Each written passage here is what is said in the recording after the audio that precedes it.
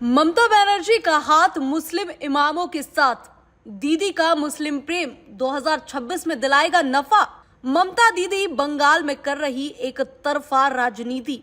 हिंदू जाए भाड़ में, लेकिन मुसलमानों को कुछ नहीं होना चाहिए। पश्चिम बंगाल की मुख्यमंत्री ममता बनर्जी लगातार चौथी बार चुनावी जंग फतेह करने के लिए पूरी तरह से एक्टिव हो गई है।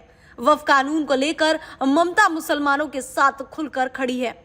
बंगाल में वक्फ कानून को लागू नहीं करने के ऐलान के बाद ममता ने बुधवार को मस्जिद के इमामों, मुअज्जिनों और मुस्लिम समाज के लोगों के साथ मुलाकात की। इस दौरान ममता ने वक्फ कानून को लेकर मोदी सरकार और बीजेपी पर जमकर निशाना साधा। यहां तक कि बंगाल में भड़की हिंसा के लिए बीजेपी को ही जिम्मेदार ठहराया और साथ ही मुस्लिमों से भी शांति बनाए रखने की गुहार लगाई। वक्फ कानून के विरोध को लेकर CM Mamata Banerjee front foot पर खेल रही है। उन्होंने मुस्लिमों को भरोसा दिलाते हुए साफ साफ शब्दों में कह दिया है कि वक्फ कानून को पश्चिम बंगाल में किसी भी सूरत में लागू नहीं होने दूंगी। मुसलमानों से उन्होंने कहा है कि वे केंद्र की नीति के खिलाफ खड़ी रहेंगी, लेकिन कोई हिंसक विरोध नहीं होना चाहिए। यही वजह है कि आज बंगाल में हिंदू पलायन करने को मजबूर है, क्योंकि ममता दीदी का पूरा साथ मुसलमानों को मिल रहा है, जिस वजह से वो दंगा करने को स्वतंत्र हो गए हैं। ममता बनर्जी ने साफ कहा कि सरकार में जब तक मैं हूं, कोई हिंदू मुस्लिम नहीं होने दूंगी।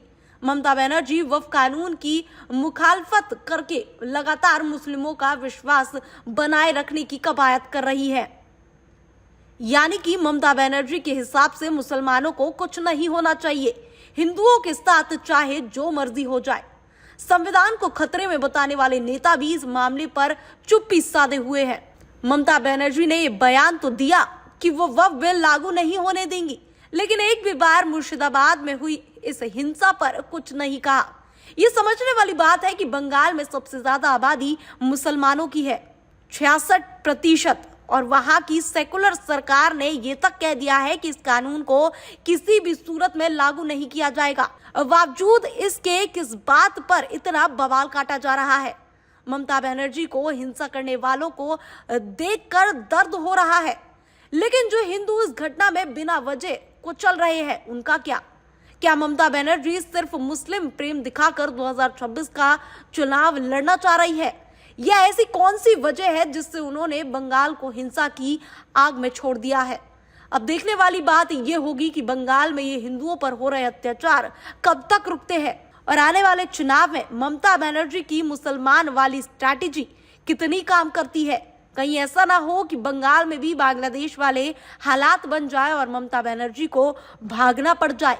Bureau report, TV7 Bharat.